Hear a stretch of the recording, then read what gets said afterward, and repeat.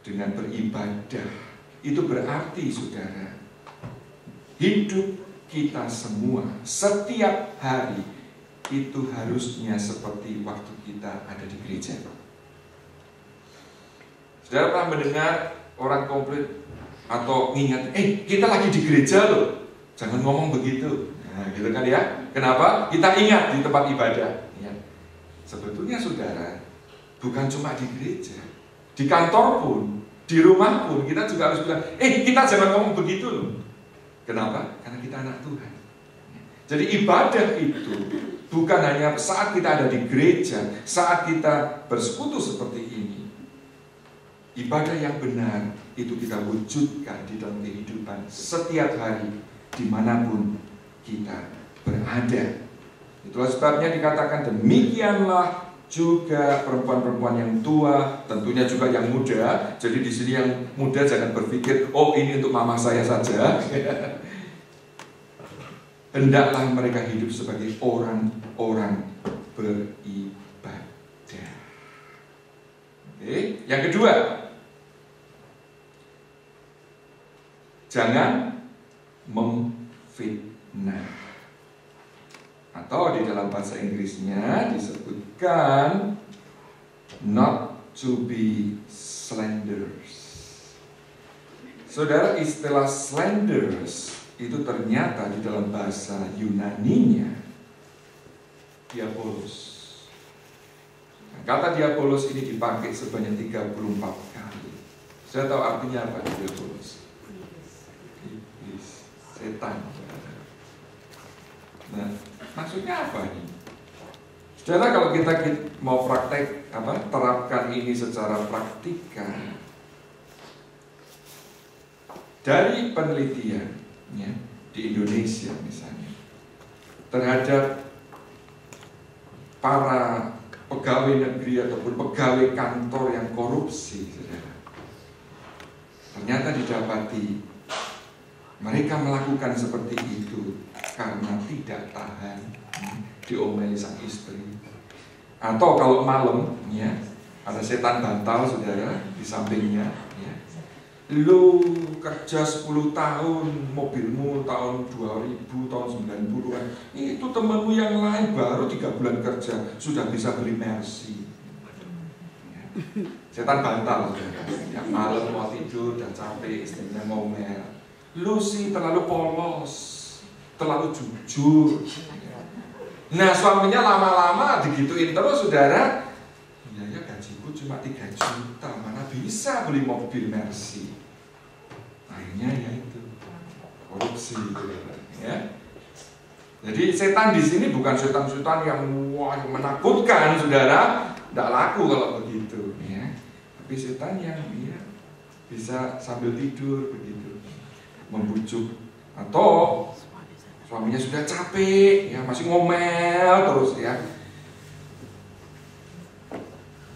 Saudara, Tuhan mau, kita bukan cuma kaum ibu, kita ini tidak menjadi slander, tidak fitnah, terus bijaksana di dalam kata-kata. Walaupun saudara, kita ini kalau sama gosip, waduh seru ya. Kalau dengan firman itu ditanya baru 1 minggu udah lupa, saudara. Mau tahu buktinya minggu lalu khotbahnya apa? Lupa. Tapi namanya gosip itu bisa ingat, bisa nanti pulang diceritain, saudara, ya. Tapi bukan cuma di sini loh, ya. Cuma di sini mah tidak ada yang suka gosip, betul? Yang ketiga, saudara, jangan menjadi hamba anggur. Artinya apa? Jangan terikat kepada sesuatu. Jangan menjadi addicted sehingga tidak punya kontrol lagi terhadap hal itu. Nah, saya tahu kebanyakan kaum ibu, kaum wanita tidak terikat kepada anggur, saudara. Tapi ada bentuk macam ikatan-ikatan lain, saudara.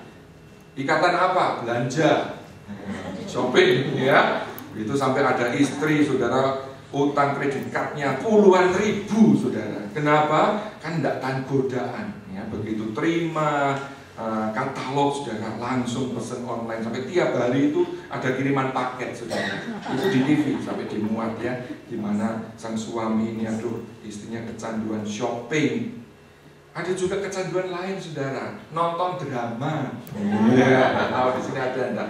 Tapi ada seorang istri sudah cerita yang namanya waktu nonton drama Korea, ya drama. Itu katanya pulang kerja saudara, udah langsung cepat-cepat mandi setel TV. Itu karena film seri itu kan panjangnya. Ada tahu film drama Korea itu bisa 40 seri.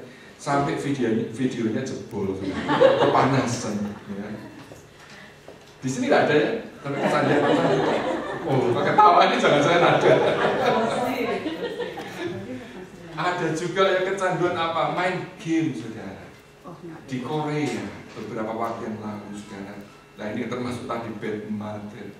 Punya anak masih baby, saudara. Ditinggal di tempat persewaan komputer main game berjam-jam. Suaminya pun juga rupanya main game karena masih sama-sama muda. Anaknya mati, saudara.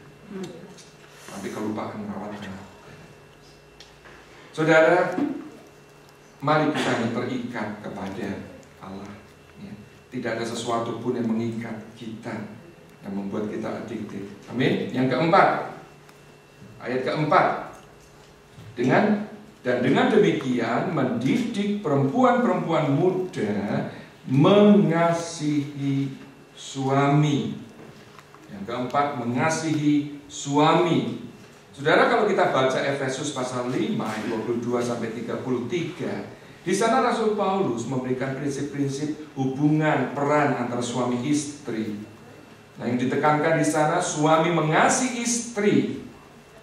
Tapi di sini saudara, bukan hanya suami yang dipanggil untuk mengasihi istri, tapi istri juga sudah seharusnya mengasihi suaminya. Saudara, hari ini kita sering mendengar seorang istri berkata, I don't feel I love him anymore. Perasaan cinta terhadap suami pudar.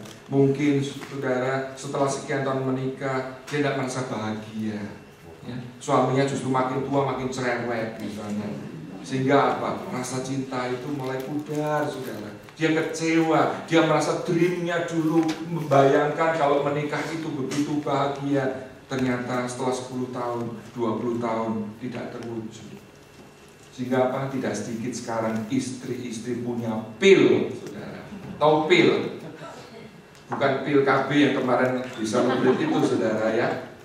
Pil singkatan pria idaman lain. Jadi bukan hanya suaminya yang jadi idaman, tapi ada the other man, saudara. Saudara, seorang hamba Tuhan mengajarkan supaya kita semua, bukan hanya para istri, kita itu memelihara kekudusan, ya, sebelum pernikahan, dan kita memelihara kesetiaan setelah kita menikah.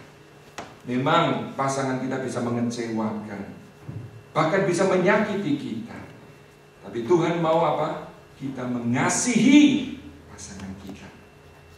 Disebutkan di sini love, perintah, saudara. Jadi kasih atau cinta itu bukan feeling semata, bukan perasaan semata, tapi satu komitmen. Aku sudah Tuhan persatukan dengan orang ini. Tuhan mau aku mengasihi dia.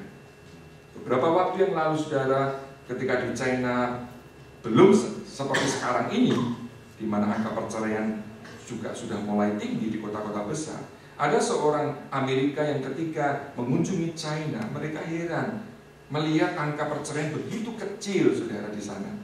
Lalu dia tanya, apa sih yang membuat kalian ini bisa bertahan, saudara?